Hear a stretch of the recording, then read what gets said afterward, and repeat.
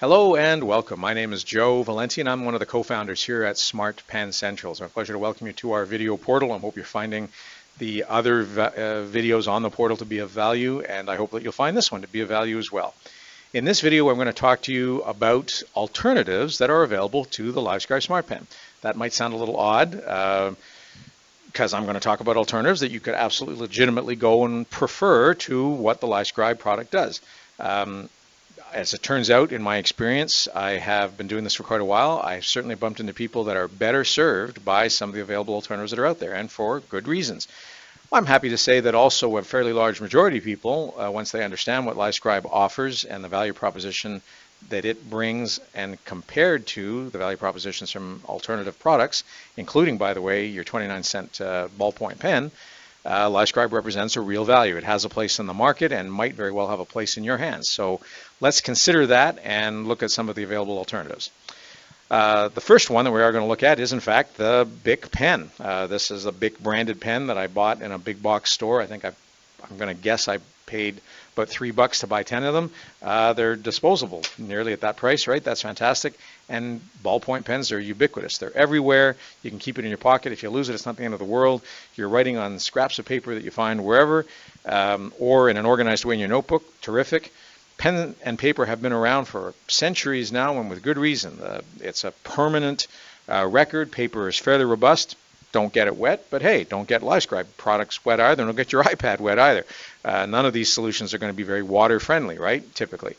Is a ballpoint pen a valuable, useful thing in your life? And the answer, of course, is yes. You're not going to stop writing with pens ever again just because you once hold a LiveScribe Smart Pen in your hand. Probably not. Does it serve a purpose? Yes, it does. Now, is it possible to digitize in an easy way using your Bic pen and any old piece of paper? And the answer is, yeah, not really. You can take a picture of it. You can use some OCR software, optical character recognition. There are things you can do. Is it convenient, effective, and certainly does it include the audio component? Does it synchronize what you hear to what you're writing? Yes, certainly not. If you're looking for a mechanism by which to get digital versions of your notes and maybe have the audio component included with them, then clearly your plain old Bic or any other brand of even a Mont Blanc fancy writing instrument is not going to give you that kind of capability. So does it have a place? Absolutely it does. And if that's good enough for you, and it can be, and if the audio in particular doesn't matter, and if you don't need the digital component, the bridge between the analog and the digital, if that's not of value to you, then frankly, just keep using your pen. You don't need any of the solutions I'm going to talk about. Keep using your pen and you'll be good. The rest of these solutions do involve some kind of technology, and one presumes it is therefore because you've decided you do want to have that bridge I talked about from the analog to the digital. You want to have a digital version of it. You want to be able to back it up, maybe in multiple locations. You want to be able to share it. You want to be able to do other things with your handwritten notes. So let's look at some of those alternatives. The first and most obvious one is that many of you are going to have iPhones, iPads, Android tablets of some kind, Microsoft Surface notebooks, or Lenovo, or any other brand that has a touch screen and a stylus capability. That's a broad range of possible solutions, and I'm going to kind of meld them all together, if only because it turns out that the criticism, dare I say, that I'm going to offer to that collection of solutions is fairly similar. And it's going to be geared on two basic premises. The first, that the resolution, generally speaking, in all these solutions is quite low.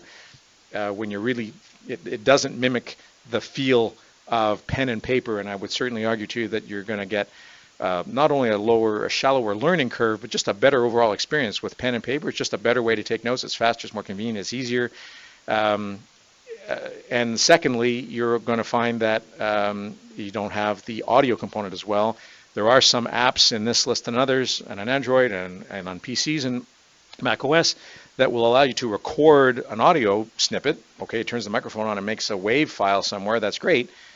But it's not synced in real time between your handwriting and the audio. So just to emphasize the point with LiveScribe, as I'm forming a letter A on my page and I tap on the tail of my letter A and I tap on that later or click on it with my mouse, that's exactly the moment in time that is synchronized to my audio. I'll hear exactly what was being said at that point in time. That turns out to be really valuable. You're not going to spend a lot of time scrolling back and forth in an audio clip trying to find that nugget of information you're looking for. With LiveScribe and the way human memory works, that turns out to be super important. But the two other things that I want you to think about, again, are resolution and your own behavior in class or in a meeting or in a courtroom where you're going to be trying to take notes. And the simple fact is that with all these apps, I have observed, and I've seen it myself as I've using them, we spend way too much time managing the app instead of taking notes. I'm not listening to my teacher. I'm not engaged with my prospect. I'm not knowing my client because I'm spending a lot of my time focused on the app. And frankly, your correspondent, if you're selling something or doing anything else, they're going to kind of feel like, wow, you're spending more of your attention on your device and not listening to me. Well, that's not the impression you want to give, right?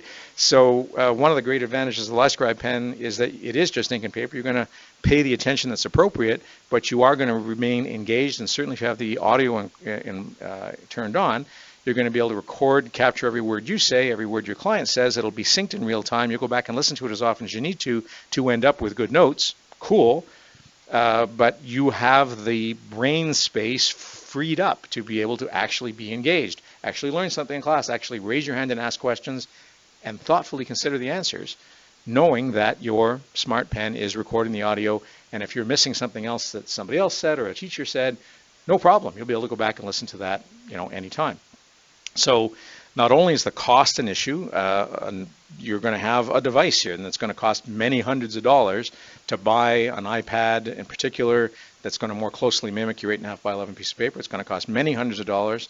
It's quite fragile, certainly more fragile than a LiveScribe Smart Pen would be. Now, it's also a multiple function device. You can use it for all kinds of things. You can do email, you can watch videos. I mean, an iPad's a great thing for all kinds of purposes. Can you watch videos with your Echo Smart Pen? Yeah, no. So is there a reason to have an iPad? Of course there is. Is it the best thing to take notes? Yeah, maybe not. And you probably won't enjoy it very much. And in the end, what really matters is your own behavior. If you're able to manage the app with sufficient alacrity, you do it well, and it's not distracting, you're still able to raise hands and pose your questions and be thoughtful about it, hey, give it a try, and you might find that it works for you. But I think you'll find that the LiveScribe pen will work better for you as it does for just about everybody else. Okay, second thing we're going to talk about is a product called the Rocket Book, an outfit called Everlast. Makes a neat product. This might look like paper, but in fact it's a wipeable, plasticky sort of surface. They too use a kind of a dot pattern, neat, and you use it with a kind of wet erase type marker that has relatively small points, so the resolution is not terrible. It's not as good as a LiveScribe small ink tip. It's not like a ballpoint pen, but it's not bad, and the resolution is okay. Maybe an artist wouldn't enjoy it very much. You get better resolution, finer details, fidelity with an ink pen for sure, but it isn't bad for note-taking. It can be quite good. And the idea here is you're writing on this surface. You've got a number of pages you can use, and when you kind of fill it up, you go and take pictures, as it were, with your smartphone. It'll take that and digitize it and give you a digital image of that, and the resolution, as I say, is not bad. And you've got a digital archive, and again, you can do all kinds of neat things with it once it exists in a digital form. Perfectly cool solution. I've used it for a little while. I like it. It's a perfectly valid product. The disadvantage to this one is that there simply isn't the audio component. You can't synchronize the audio, or have even the option of doing it. So that's a major negative for sure. And I would say the overall experience of writing with the wipeable marker that they provide just isn't as satisfying. It doesn't have the same weight and feel as writing on paper. I have found that I was distracted by it a lot, maybe just not getting used to it. Okay, fine. But certainly the absence of the audio was a big issue for me. That's, for the value that the LiveScribe product brings, I think it's worth that few extra dollars. The next thing I'm going to take a look at is the Remarkable tablet. This is a relatively new thing that's come out. They've sold 50,000 versus LiveScribe's multiple millions now, but that's not to say it's not a good thing. Now, what this is you can think of it as something like an Android tablet that doesn't have access to the Google App Store. It's a black and white tablet that's been optimized for note-taking. You can, by the way, read your Kindle books or PDFs or other things on it, so that's cool. It has that purpose. Like the iPad, it has more than just one purpose. Unlike the iPad, this one, and they'll tell you, you don't get distracted by all the apps you can get on it. It's not just an Android tablet, it's a note-taking device. And to its credit, the resolution on this stylus on this device is the best I've seen on any digital device. So if the objective was to get digital notes in a digital format right away, cool, this does it pretty well. Kind of expensive, there's that one-time cost. You don't have a consumables cost, so you're not buying ink and paper for it, true.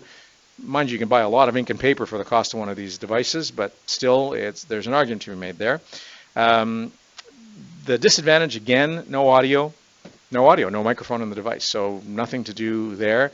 And on the flip side, despite the fact that the resolution is indeed best in here, the fact that you don't have access to all those other apps, you're going to spend almost as much. In fact, you're probably going to spend as much on this as you would on an iPad or an Android tablet, and yet it's relatively more limited in scope. So it's one of those tough deals where, you know, you're going to spend some money, and yep, it's going to be purpose-built. It's really finely optimized for doing this one job, and that's an absolutely valid thing, and maybe it's right for you, but I find it expensive when the alternative is one of these, or even better, dare I say, one of these. That's going to give you that high resolution with the audio and relatively lower costs. So lots of alternatives out there, many of them legitimate, and maybe you've heard something that will pique your interest and you'll go off and be more interested in one of those other solutions. Well, great.